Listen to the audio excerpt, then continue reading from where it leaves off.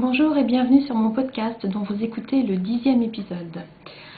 Si vous ne me connaissez pas encore, je suis Sylvie, alias 12 Plumes sur Ravelry et Sylvie Plumette sur Instagram.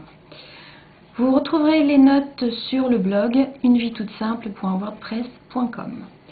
Aujourd'hui, je vais vous parler de tricot, de filage et de thé. Avant de commencer, je voudrais déjà dire un grand merci à toutes les personnes qui ont laissé un commentaire sur mon blog ou qui m'ont contacté par mail par rapport à mes interrogations sur la continuité ou pas de ce podcast. Si vous avez lu l'article dont je fais référence, en fait, je me demandais vraiment si ça valait le coup ou pas de continuer à faire ce podcast sous forme vidéo, parce que je n'avais pas de retour et que je ne savais pas du tout si ce que je disais ou montrais pouvait intéresser des personnes ou pas. Et suite justement à mes interrogations, je me suis rendu compte que effectivement, oui, ça intéressait des gens. Des gens qui étaient peut-être un petit peu timides pour laisser des commentaires et qui à la suite de ça justement m'ont laissé des commentaires pour me dire que ce serait bien si je pouvais continuer parce que ça les intéressait. Et donc je voulais dire un grand merci à ces personnes-là et que je vais continuer le podcast, ne serait-ce que pour vous remercier et parce que ça vous intéresse et ça me fait plaisir. Et ça m'a fait plaisir aussi d'avoir un petit peu des retours parce que c'est vrai que jusqu'ici j'en avais pas, donc j'allais vraiment dans l'inconnu complet. J'ai pas beaucoup d'abonnés sur YouTube par rapport à ça. Aujourd'hui je dois en avoir 18. Parfois je monte jusqu'à 19, parfois j'ai une personne qui s'en va, j'en ai d'autres qui reviennent, enfin bon bref. C'est pas le plus important, je veux dire, il y a des gens qui ont 500 ou 1500 abonnés, je m'en fiche, je veux pas avoir un nombre énorme d'abonnés, je veux juste savoir en fait si les personnes qui sont abonnées sont vraiment intéressées par tout ce que je dis ou est-ce qu'il y a des parties qui vous intéressent pas. Je me doute qu'il y a des gens qui ne sont peut-être pas forcément intéressés par la partie thé dont je parle, mais ça fait partie de ce blog, ça fait partie de ce podcast, c'est quelque chose auquel je tiens. Donc si la partie thé vous intéresse pas, de toute façon vous pouvez toujours vous arrêter avant. Vous savez toujours que c'est la dernière partie du podcast, donc à ce niveau-là, hop, vous pouvez zapper sans problème. Donc encore une fois, un grand merci pour ceux qui m'ont laissé un commentaire et pour vos encouragements. Voilà, donc on y va. On commence par la partie donc tricot. Et en tricot, j'ai un projet fini à vous montrer. Les chaussettes. Donc les Hermione's Everyday Socks. Donc je les ai terminées, c'est tout chaud, je les ai finies ce matin. Voilà, donc comme je vous le disais la dernière fois, au niveau de la longueur du pied, c'est un tout petit peu juste par rapport à ce que j'ai pu faire au niveau des autres chaussettes. Et la prochaine fois, si je refais ce modèle-là, il faudra que je rajoute une répétition sur le devant du pied parce que ça a tendance, si je tire pas vraiment à fond, en fait on le voit à ce niveau-là, le talon devrait monter comme ça. Et hop, si je lâche, ça redescend un petit peu. Donc il manque vraiment une répétition. Je les ai essayés, ça ne me dérange pas a priori. On verra quand je les aurai portés une journée, voir si vraiment ça me gêne ou pas. Si je me rends compte que ça me gêne, je les bloquerai là-dessus. Je les laverai et je les laisserai sécher sur le bloqueur de façon à ce que la laine s'allonge, enfin le pied puisse s'allonger au maximum, quoi. Donc, comme je vous l'ai déjà dit, la laine c'est de la Beats de Volonvine, une couleur en édition limitée, très très jolie couleur je trouve, qui est un peu moins bleutée je dirais que ce qui a l'air de paraître à l'écran. Il y a des parties brillantes, je ne sais pas si on le voit, des petits fils argentés. Donc une laine qui est vraiment très très douce et qui était très très agréable à tricoter. Au niveau du modèle en lui-même, c'est un modèle que j'aime beaucoup. Je ne savais pas du tout ce que ça allait rendre avec justement une laine qui ne soit pas unie et qui ne fasse pas des rayures, je dirais, régulières. Mais ça rend bien. On ne voit peut-être pas forcément comme ça au niveau de l'écran. Mais quand je les ai portés, j'ai fait une petite photo. Et je vous la mettrai sur le blog ou bon, de toute façon elle sera sur Ravelry et sur Instagram aussi. Et finalement on voit en fait le motif, la texture, alors qu'on ne voit peut-être pas forcément bien là-dessus. Mais une fois qu'elles sont portées, on le voit bien. C'est un modèle que j'ai bien aimé tricoter. Le talon n'est pas exactement comme il aurait dû être au niveau du motif. Parce que quand j'ai lu les explications, en fait, les abréviations sont mises à la fin de toutes les explications, ce que je trouve pas très très logique. Enfin, en tout cas, pour ce qui est de la partie que j'ai imprimée qui était en français. Je ne sais pas sur la version imprimée en anglais si c'est la même chose ou pas. Mais du coup, quand j'ai vu glisser une maille ou tricoter deux mailles ensemble, enfin maille torse, ce genre de choses, surtout par rapport à glisser la maille, je l'ai glissée normalement. Alors que, en fait, quand j'ai vu les explications tout à la fin, il faut la glisser, mais en prenant la maille comme si on la tricotait à l'envers. Et moi, je l'ai prise comme si j'allais la tricoter à l'endroit. Du coup, le résultat fait que le motif au niveau du talon n'est pas le même que ce qui aurait dû être sur le modèle original. Mais bon, c'est pas grave, ça fait un modèle qui reste sympa quand même. Ça fait un petit peu comme des petits losanges, enfin c'est sympa. On verra si je refais une autre fois ce modèle là, j'essaierai de bien suivre les explications et puis de bien prendre mes mailles glissées comme si je les tricotais à l'envers. Maintenant que je le sais, ça ne dérange pas. Ça c'était pour mon modèle qui est terminé. Ensuite en cours, j'ai toujours mon étole Joséphine sur laquelle je n'ai pas beaucoup avancé. Donc, le marqueur montre mon avancée par rapport à la dernière fois. Et comme vous le voyez, il n'y a pas grand chose. J'ai dû faire une dizaine de rangées à peu près.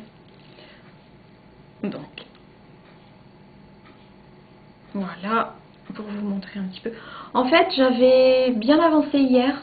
J'ai passé presque tout mon après-midi dessus. Sauf que une fois que j'ai avancé à peu près sur 4-5 rangs, je me suis rendu compte que j'avais fait une erreur et que en fait sur une des parties, cette partie-là je crois, il manquait une maille et je ne savais pas trop où j'avais perdu ma maille ni ce que j'avais fait. Donc il a fallu que je redéfasse les 4 ou 5 rangs et autant vous dire que sur 123 mailles en largeur comme ça sur 5 rangs, ça prend du temps. Donc j'étais un petit peu écœurée parce que j'avais bien avancé, j'étais toute contente. Et puis finalement j'ai redéfait et puis je me suis arrêtée, oui, j'avais fait 5 rangs de plus à peu près. Voilà, je me suis arrêtée au niveau de mon erreur. Et je pense que maintenant que les chaussettes sont terminées, je vais m'y mettre un petit peu plus souvent, j'irai sur ce modèle-là. C'est vrai que jusqu'ici, je ne le faisais pas trop le soir parce que il faisait nuit et que c'est un modèle sur lequel il faut vraiment être bien attentif et bien faire attention à la grille. Maintenant qu'il commence à faire relativement plus jour le soir, je pense que je vais pouvoir m'y remettre un petit peu plus. Même si j'ai déjà en tête un autre projet, puisque bon, comme je vous l'ai dit, je pense la dernière fois, j'aime bien avoir 2 projets en même temps, pas plus. Parce qu'après je me disperse et je n'avance pas. Et maintenant que j'ai terminé les chaussettes, il y a un autre projet qui me tient à cœur, c'est un cardigan pour ma maman, dont je vous parlerai une prochaine fois. C'est quelque chose qui devrait aller relativement vite parce que la laine est assez grosse par rapport à ça. Et au niveau des mailles, c'est un point tout simple. Donc, je dirais à côté de ce modèle-là qui demande de la concentration et de l'attention, l'autre modèle à côté, je pense, sera quelque chose, enfin, un modèle bien sympa à faire pour décompresser un petit peu entre deux. Au niveau de la couleur, je trouve que cette fois-ci, enfin, bon, là pour enregistrer aujourd'hui, j'ai changé de pièce parce que le temps est vraiment maussade et dans la pièce où j'enregistre d'habitude, il fait trop sombre et on ne voit pas grand-chose. J'ai fait un petit essai et vraiment au niveau des couleurs, ça donnait rien du tout. Donc je me suis mise dans ma cuisine et je trouve que les couleurs rendent beaucoup mieux. Donc je pense que les prochaines fois, je reviendrai dans la cuisine pour enregistrer. Parce que en fait, au niveau de ce modèle de l'étole, on retrouve bien la vraie couleur de la laine. Enfin bon. Voilà pour mon projet en cours, qui n'avance pas aussi vite que je le souhaiterais, mais qui va bien avancer quand même, je pense, par la suite. Je suis toujours aussi déterminée à avancer là-dessus. Donc je ne baisse pas les bras et j'espère que la prochaine fois, je pourrai vous en montrer un petit peu plus sur cette étole. J'en arrive maintenant donc à la partie filage.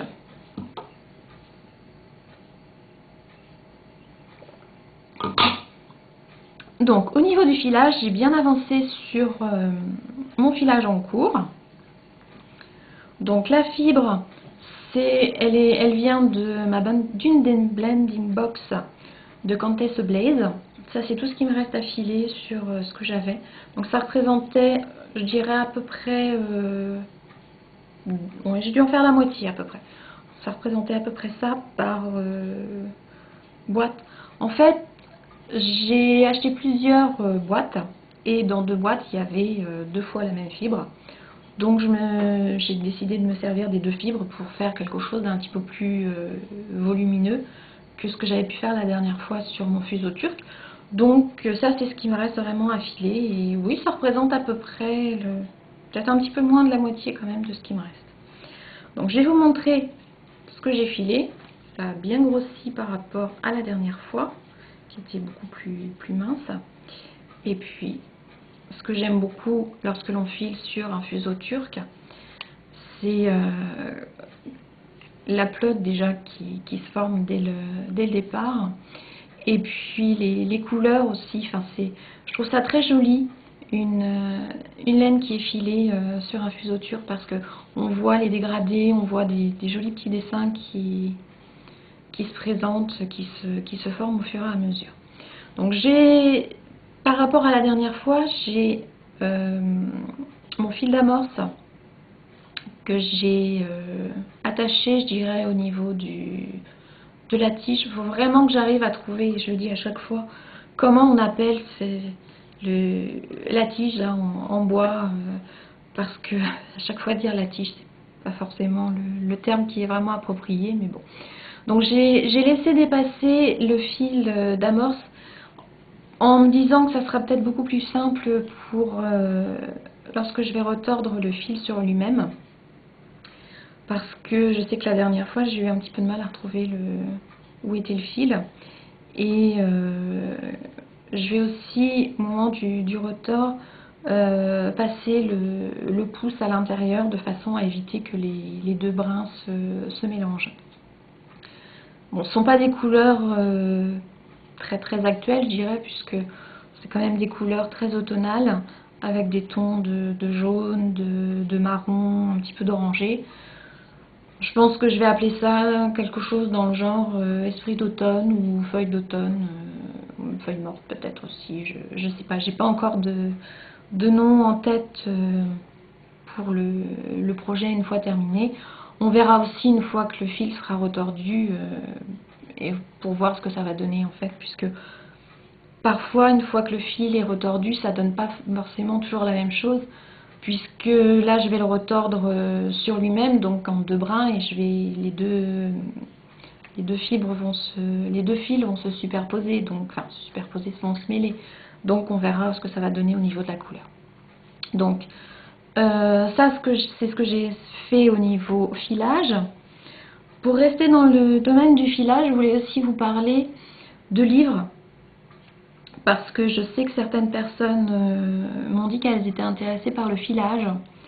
Et je voulais vous en dire un petit peu plus et éventuellement vous donner des idées de livres qui pourraient vous intéresser si vous voulez vous y mettre. Donc moi j'ai 4 livres, 3 sont en anglais, 1 en français. Vous pouvez prendre que le français, il n'y a pas de souci, les autres sont très bien aussi. Même si on ne comprend pas tout ce qui est écrit en anglais, il y a beaucoup d'images, donc c'est assez parlant. Il y en a un qui a un peu moins d'images, j'avoue que je m'en sers moins aussi, mais les 4 sont vraiment très très bien. Donc le premier, c'est Start Spinning de Maggie Casey. Donc un très bon livre, je trouve, qui est un peu plus centré quand même sur le filage au rouet. Mais il y a quand même toute une partie sur le filage au fuseau, donc avec des bonnes petites astuces, des petites techniques. Il y a une partie qui permet, je dirais, de régler les problèmes que l'on peut rencontrer lorsque l'on file. Par exemple, sur une partie au niveau du filage sur le rouet, il y a différentes parties qui expliquent si par exemple votre fil n'est pas assez tordu, votre fil se casse ou votre fil est trop tordu, qu'est-ce que vous pouvez faire à la place. Donc c'est un bon livre qui donne aussi comment faire pour retordre les brins. Donc vraiment différentes techniques et je le trouve très très bien, très pratique. C'est celui, je dirais, dont je me sers le plus. Ensuite, il y a The Intentional Spinner de Judith MacKenzie. Un ouvrage qui est relativement connu dans le monde du filage. C'est pas celui dont je me sers le plus. Parce qu'il y a des parties qui ne m'intéressent pas, comme la préparation, je dirais, de la fibre avant de préparer à filer. Moi, j'achète ma fibre toute prête, donc cette partie-là, je ne m'en sers pas, ça ne m'intéresse pas vraiment, en tout cas pas pour l'instant. Je pense pas que je le ferai non plus un jour. C'est pas quelque chose qui est facile pour moi de faire, non seulement avec les chats aussi. J'ai pas la place pour le faire, donc je préfère acheter de la fibre toute prête à filer, c'est plus pratique et plus simple pour moi. Donc ce livre là est pas mal, mais c'est pas, je dirais, celui que je conseillerais de premier abord. Il y a un DVD avec, je vous dirais que je l'ai pas encore regardé. Peut-être que c'est mieux de se servir de la partie DVD, je sais pas, faudra que j'arrive vraiment à la regarder pour voir ce que ça donne. Ensuite, il y a le français, donc Filer la laine et créer ses propres écheveaux. Donc c'est un livre anglais ou américain, je pense, qui a été traduit en français. Donc l'auteur c'est Brenda Gibson. Donc un livre sympa et donc l'avantage c'est qu'il est en français. Donc je dirais qu'il serait complémentaire du premier dont j'ai parlé, donc de Start Spinning. Parce que là, bon, vous pouvez retrouver aussi pareil le cardage ou tout ce genre de choses. Mais au moins c'est en français, donc c'est un peu plus parlant pour les francophones. Il y a aussi donc toujours une partie pour filer au fuseau. Et puis bien entendu pour filer au rouet, comme c'est souvent le cas dans les livres, je dirais, un peu plus généraux sur le filage. Donc un bon livre sympa qui parle du retordage aussi et de ce qu'on peut faire aussi. Ce qui est intéressant dans ce bouquin là, c'est que sur les fibres, les fils que l'on a obtenus, ce que vous pouvez éventuellement faire ou avec un mélange de fibres, la laine que vous pouvez obtenir. Donc je le trouve assez sympa. Ensuite, il y en a un, et c'est le dernier dont je vais vous parler, qui est uniquement consacré au filage, mais sur fuseau. Donc Respect the Spindle de Eddie Frankmont. Désolée pour mon accent. Donc c'est vraiment, si vous voulez filer sur un fuseau, c'est l'ouvrage que je vous recommande. Il est en anglais, mais il est abordable. Il n'y a pas de grosses difficultés, je dirais, ou même avec un bon dictionnaire, vous pouvez arriver à comprendre les choses. Pareil, il y a des bonnes astuces dedans. Les images sont bien parlantes. Et puis, je le trouve vraiment bien fichu.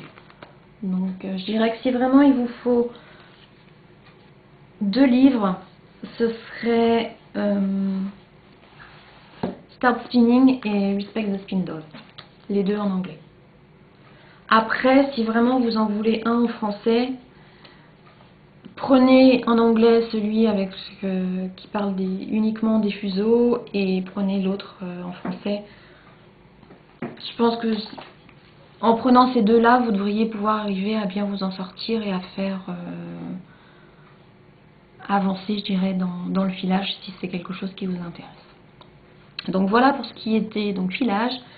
Maintenant, je vais vous parler de mes achats, enfin d'une partie de mes achats.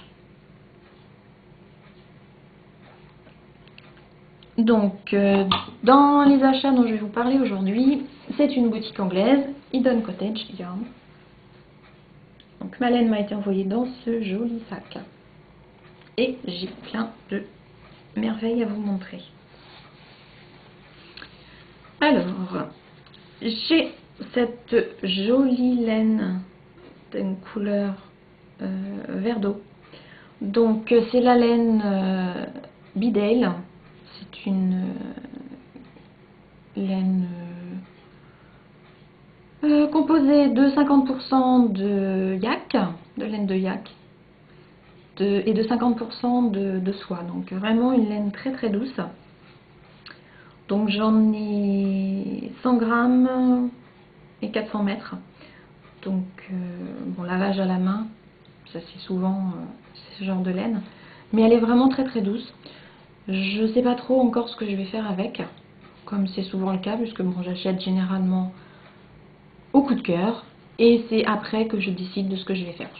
Si j'ai vraiment envie avec une laine douce comme ça de faire un châle, mais si je fais tous les châles dont je parle à chaque fois en disant j'achète telle laine, je voudrais faire un châle, je vais pouvoir ouvrir une boutique et vendre des châles parce que je risque d'en avoir énormément. Ensuite, j'ai pris 2 écheveaux de la Bowland d'Ikea en couleur Erdel. Donc un joli vert, je dirais vert, je ne sais pas comment dire, un vert un peu soutenu, donc couleur dégradée. Et j'ai pris son pendant en couleur plus claire. Donc ça c'est la couleur Silver Birch. L'autre, je ne sais pas si j'ai dit, c'est Erdel la couleur. Ça c'est Silver Birch. Donc un peu plus couleur amande que l'autre, que le premier dont je parlais. Le Bidale, la couleur c'était Robin Egg. Vous voyez, les deux couleurs ne sont pas forcément tout à fait la même chose. Donc j'ai pris à chaque fois, donc ah oui, pour la Bowland, donc c'est du 100% BFL, donc Bluefest Leicester. Donc j'en ai 225 mètres pour 100 grammes. Et je les ai pris parce que j'ai l'intention de faire un châle avec, et le châle est bicolore. Donc je pense que les deux couleurs ensemble devraient bien ressortir au niveau du châle. Je pense que ça devrait bien contraster. Ensuite, j'ai aussi toujours pour la même... non, c'est pas la même. Je croyais que c'était la même laine, mais non. Celle-ci, c'est de la Oakworth. Oakworth en couleur Geum.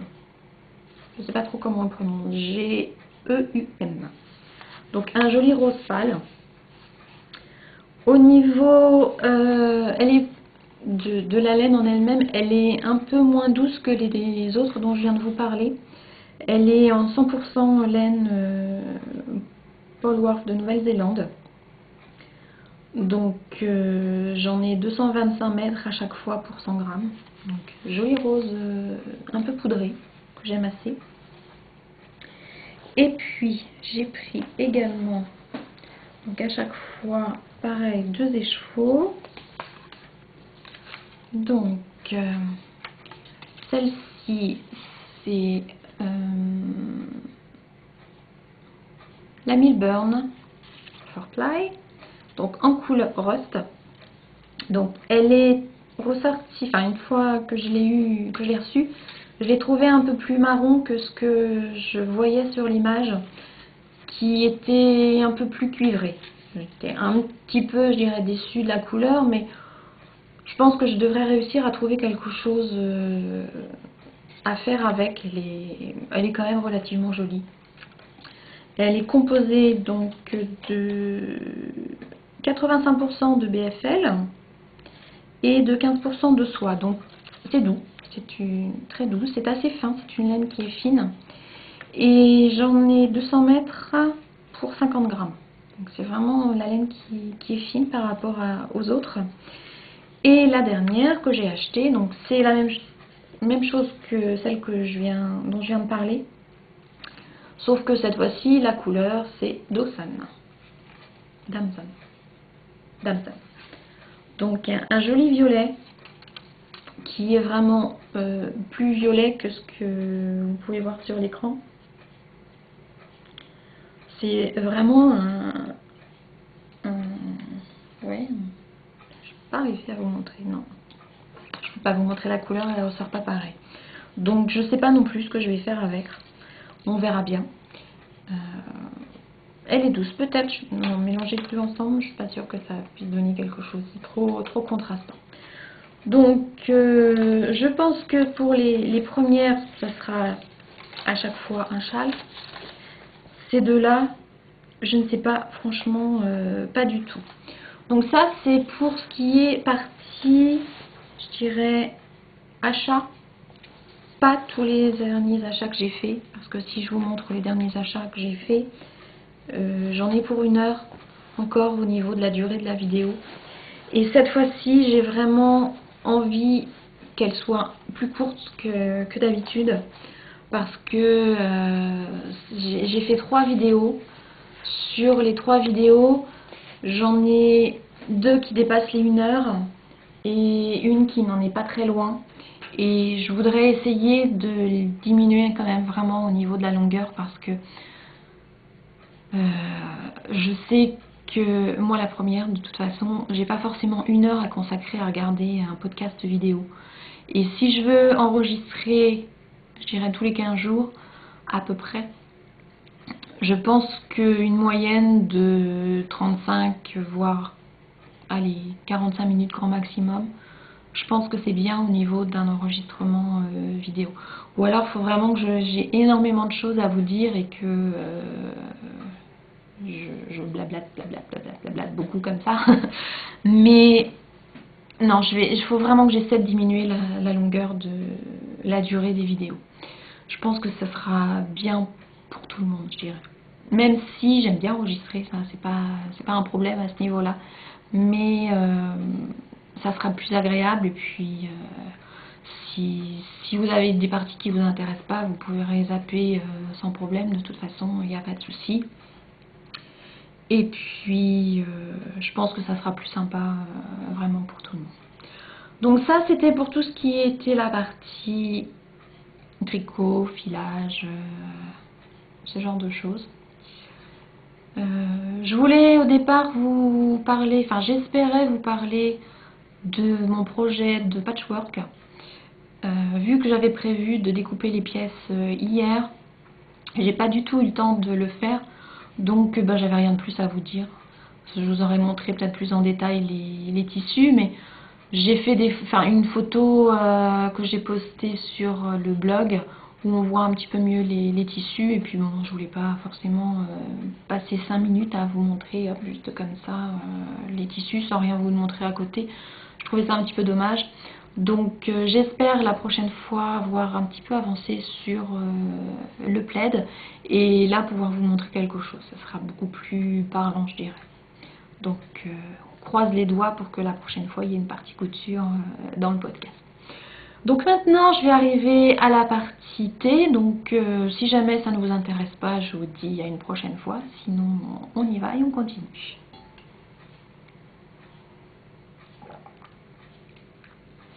Donc dans la partie T, je vais vous parler de l'abonnement de Chakai Club, l'abonnement du mois d'avril. Cette fois-ci, je suis presque dans les temps. Je me suis rattrapée par rapport à mon abonnement, puisque la dernière fois, quand j'ai posté le podcast il y a 15 jours, je n'avais pas encore goûté, je dirais, un seul d'été de l'abonnement du mois d'avril. Ça y est, je les ai tous goûtés. Je me suis dépêchée pour pouvoir en parler cette fois-ci. Et donc, voilà. Donc, le thème du mois d'avril, c'était « Et votre théière fait pop ». Voici le petit livret. Un petit livret, donc comme la dernière fois, je vous parlais. J'aime beaucoup l'image qui est au dos, avec la coccinelle. Donc, comme le montre le petit livret, avec ses couleurs, ce rouge, ces ronds, d'ailleurs, ça fait comme des petits boutons et des petits agrumes en même temps. On voit des petits boutons. Et c'est très bien que ça montre des agrumes parce que dans pratiquement, je dirais, tous les mélanges du mois, il y avait des agrumes dedans. Donc vraiment un visuel tout à fait adapté par rapport, je dirais, au thème. Donc à l'intérieur, on retrouve, comme d'habitude, le récapitulatif des différents abonnements. Donc moi, je suis toujours sur l'abonnement découverte. Pour cette fois-ci, il y avait donc l'espèce de petit édito, une recette que je n'ai pas encore essayée mais qui me donne bien envie. Donc une recette de financier chocolaté avec une petite nuance T écrit T-H-E-S, puisque on met du chocolat dedans et puis du thé bien entendu. Et ensuite, il y a donc la table d'infusion, comme à chaque fois, et puis des astuces pour bien préparer le thé, des petites histoires sur le thé, et puis un petit jeu que je n'ai pas fait. Et pas de petites choses à découper comme la dernière fois. Vous vous souvenez peut-être que je vous avais dit que pour les petites cartes à découper, c'était pas l'idéal parce que en fait, on découpait, mais il y avait autre chose qui était derrière. Donc je ne sais pas si Alexandra a eu des critiques à ce niveau-là ou si elle-même s'en est rendue compte, mais il n'y avait pas de découpage à faire cette fois-ci. Donc le thé dans mon abonnement était composé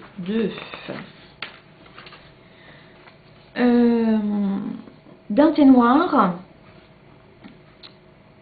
qui était soleil d'agrumes, d'un thé vert, douce promesse, de 2 mélanges thé noir et thé vert, mangue des menthes, le chant des oiseaux, et d'un rooibos, parfum d'Afrique. Il y avait au niveau de la petite gourmandise 2 guimauves artisanales, je crois, enfin en fait dans une petite boutique artisanale, une à la noix de coco et puis l'autre fruit de la passion, je crois, quelque chose comme ça.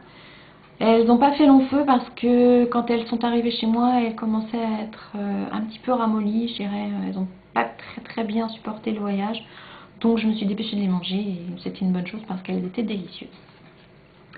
Au niveau de l'abonnement et de mon thé préféré du mois, c'était le chant des oiseaux. Donc le chant des oiseaux, un joli petit visuel comme toujours sur les sachets de Chakai Club. Et pour ceux qui sont en train de regarder la version vidéo, hop, le thé avec les petits morceaux de mangue que l'on peut trouver ici. Très joli thé, je trouve, au niveau visuel, avec les petites feuilles les petites fleurs, je veux dire, les pétales. Donc, le chant des oiseaux, c'est composé de thé noir Ceylan, d'Inde du Sud, de Chine, de thé vert, de morceaux de mangue confit, d'arômes naturels, de fleurs de tournesol, de morceaux de vanille, de fleurs de bleuet et de fleurs de cartame. Je pense que les fleurs de cartame, c'est les fleurs rouges que je retrouve dedans. Avec une saveur exotique et vanille. Ce thé, j'ai vraiment bien aimé parce que j'ai trouvé que la vanille apportait vraiment beaucoup de douceur à ce mélange. Et elle était douce sans être trop présente ou trop artificielle. Je sais que parfois, que ce soit dans les yaourts ou dans d'autres choses par exemple, la vanille a souvent un goût artificiel, mais cette fois-ci c'était pas du tout le cas. C'est vraiment un thé que j'ai vraiment beaucoup aimé. Et rien que là, en l'ayant juste à côté de moi, je sens cette odeur de vanille qui est vraiment très très agréable. Donc ça, c'est mon thé préféré. Vraiment un thé que je recommande qui est très doux. Ensuite, nous avons Soleil d'agrumes. Donc Soleil d'agrumes, composé de thé noir de Ceylan, d'Inde du Sud, de Chine, d'écorce d'orange, de quartier d'orange, d'écorce de citron, d'arômes naturels, des fleurs de tournesol, avec une saveur orange-citron. C'est le thé que je prenais, tout comme le chant des oiseaux d'ailleurs, pour mon travail, à la pause café du matin. Une bonne odeur d'orange surtout, quelque chose qui a vraiment du peps et que j'ai bien aimé, quelque chose qui réveille bien, je dirais. Bon, faut aimer évidemment les agrumes. Si vous n'aimez pas les agrumes, je vous le recommande pas parce que ça porte bien son nom, Soleil d'agrumes. Les agrumes sont vraiment bien présents dans ce mélange. Mais quelque chose d'agréable sans être artificiel non plus. Ensuite, mangue des menthes. Mangue des menthes, c'est le thé que je suis en train de boire aujourd'hui pendant que j'enregistre ce podcast.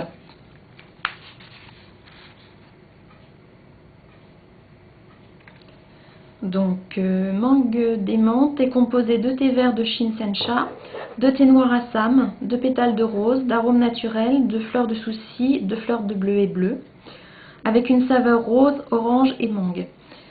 Je l'aime bien, c'est un thé que j'aime bien. Par contre, bon, il est doux, mais je trouve que l'orange prend vraiment le dessus. Bon, la rose, on la retrouve pas du tout, mais ça me dérange pas, puisque bon, j'aime pas la rose vraiment dans le thé. Mais la mangue, j'ai un petit peu de mal à la retrouver. Même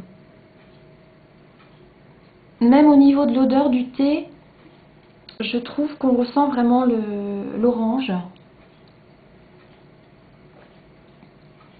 Et quand on le boit, c'est pas aussi flagrant que Soleil d'agrumes par exemple, où on retrouve tout de suite une forte odeur, un fort goût d'orange.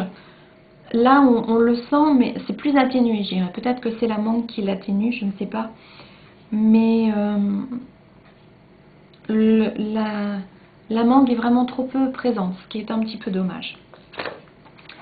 Ensuite, Douce Promesse. Donc, Douce Promesse.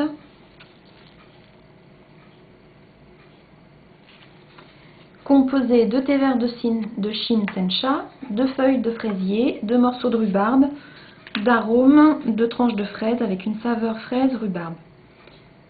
Celui-ci, j'ai trouvé que la fraise était trop présente. En fait, quand on le boit, on n'a que le goût de la fraise. La rhubarbe, elle n'est pas du tout présente et c'est le reproche que je ferais vraiment à ce mélange. Ne pas le laisser infuser trop longtemps non plus. J'ai eu le malheur de le laisser un petit peu trop infuser la première fois où je l'ai bu et l'amertume prend vite le dessus. Pourtant j'avais fait 2 minutes 30 comme je fais habituellement mon thé vert. 2 minutes 30 pour celui-ci, c'est un petit peu trop je dirais. Après pourquoi est-ce que c'est le mélange de la rhubarbe et de la fraise qui fait ressortir cette amertume là, je ne sais pas du tout. Bon, ça sent très fort la fraise. Même là, comme ça, à sec, On sent tout de suite la fraise, même sans avoir forcément le nez sur les feuilles. Bon. Au niveau du goût, par contre, la fraise ne donne pas du tout un goût artificiel. Ça fait vraiment quelque chose de naturel. Mais il n'y a pas du tout la rhubarbe, ce qui est un petit peu dommage. Et ensuite, donc, le dernier, parfum d'Afrique, qui est donc du rooibos. Donc, pour les personnes qui ne connaissent pas, le rooibos a vraiment une texture particulière, comme de toutes petites aiguilles fines. C'est pas du tout comme du thé. L'avantage du rooibos, c'est que vous pouvez le boire même le soir, à n'importe quel moment de la journée, parce qu'il n'y a pas de théine dedans. En fait, c'est un buisson qui provient d'Afrique du Sud. Donc, c'est complètement différent du thé. Mais c'est quelque chose que j'aime beaucoup, le rooibos. C'est ce que je bois en hiver et à l'automne tous les soirs. C'est très bien pour se réchauffer parce que on laisse infuser assez longtemps à une forte température. Donc, c'est parfait le soir. Donc celui-ci, parfum d'Afrique, est composé donc de rooibos, d'écorce d'orange, de morceaux de mangue, d'arômes naturels, de fleurs de bleuet avec une saveur orange pamplemousse. Le pamplemousse, on le sent bien au niveau de l'infusion à sec. Une fois infusé, c'est à nouveau l'orange qui prend le dessus. L'orange est quand même quelque chose, je dirais, dans le thé qui prend facilement le dessus par rapport aux autres arômes. Et même si j'aime beaucoup le thé à l'orange, c'est le seul reproche que je pourrais faire, je dirais, par rapport à toutes ces infusions-là où il y a vraiment de l'orange, c'est que ça prend trop le dessus. Bon. Celui-ci, ça va parce que c'est du rooibos. Et le rooibos a vraiment une saveur, un goût particulier. Je vous conseille vraiment de tester si vous ne connaissez pas parce que c'est assez curieux. Bon, après, on aime ou on n'aime pas. Je sais qu'il y a pas mal de... Enfin, il y a des gens qui n'aiment pas du tout, qui n'adhèrent pas au rooibos. Moi, j'aime vraiment beaucoup. Ça a un petit goût particulier qui n'est pas facile à décrire. Vraiment, je vous invite à goûter. Donc ça, c'était pour l'abonnement du mois. Maintenant, en ce qui concerne mon abonnement, j'ai pris donc ma décision et je vais changer de formule. Je vais passer, donc comme je vous le disais la dernière fois, l'abonnement curiosité, où je vais toujours avoir mes 5 sachets de mélange différents, mais en quantité moindre. Donc 10 grammes, je pense que ça sera suffisant au moins pour pendant un certain temps. Parce que bon, là vous voyez, ça fait 15 jours que j'ai commencé, je dirais à peine, à goûter ces mélanges-là. Et j'en suis à peine à la moitié des sachets. Donc je vais bientôt recevoir le prochain abonnement. Enfin, une fois que j'aurai passé ma commande, puisqu'il faut que j'attende qu'il soit en ligne pour pouvoir mettre en place le nouvel abonnement. Mais je ne suis pas sûre d'avoir terminé cet abonnement-là avant que l'autre n'arrive. Et puis, comme je vous le disais la dernière fois aussi, j'en ai plein d'autres thés que je voudrais goûter et que je voudrais écouler. Et je n'arrive pas à le faire tant que je suis, je dirais, avec cet abonnement à 20 grammes par sachet. Donc, je vais passer pendant plusieurs mois, peut-être même un an, je ne sais pas du tout, à l'autre abonnement. Et puis, bon, je pense que j'en serai tout autant satisfaite parce que même si les mélanges ne seront pas forcément toujours les mêmes que ceux de l'abonnement que j'avais là, donc l'abonnement découverte, mais je sais que ce sera des choses que je vais apprécier aussi. Je vais peut-être avoir des choses différentes parce que là, pour vous dire, au niveau curiosité, il y en avait 2 qui étaient différents. Il y avait un puer et un thé blanc à la place d'un thé vert et d'un thé noir. Mais bon, ça va rester quand même relativement quelque chose de bien. Voilà, donc c'est tout pour aujourd'hui. J'espère que cela vous a plu, que vous reviendrez une prochaine fois aussi, que je vous remercie aussi d'être allé jusqu'au bout. N'hésitez pas, comme d'habitude, comme ce que je vous dis à chaque fois, à laisser un commentaire si l'envie vous en prend. Il y a un groupe, j'ai ouvert un groupe sur Ravelry pour le podcast. Ce serait bien que vous veniez parce qu'il y a quoi? On doit être 10 personnes inscrites dessus et pour l'instant je suis la seule pratiquement à participer au groupe. Il y a deux personnes qui sont venues se présenter puisqu'il y a une partie présentation. D'ailleurs, je les en remercie. Merci Annette, merci Isabelle d'être venues vous présenter. Les autres personnes qui se sont inscrites, ça serait sympa de venir vous présenter aussi. N'hésitez pas à venir, je parle, je présente vite fait les épisodes du podcast. J'ai ouvert une petite discussion sur le thé, j'ai ouvert une discussion sur les animaux. J'ai aussi ouvert une partie pour vous demander si au niveau des suggestions ou des questions par rapport au podcast ou au blog ou à ce que vous voulez. Donc vous pouvez venir, il n'y a pas de souci. Le lien va apparaître à la fin du podcast ou vous le retrouvez aussi sur le blog. Donc voilà, c'est tout pour aujourd'hui. Je vous souhaite un bon tricot, un bon filage, une bonne dégustation de thé si vous aimez le thé ou du chocolat ou du café, enfin tout ce que vous voulez. Et je vous dis à une prochaine fois pour un nouvel épisode. Bye!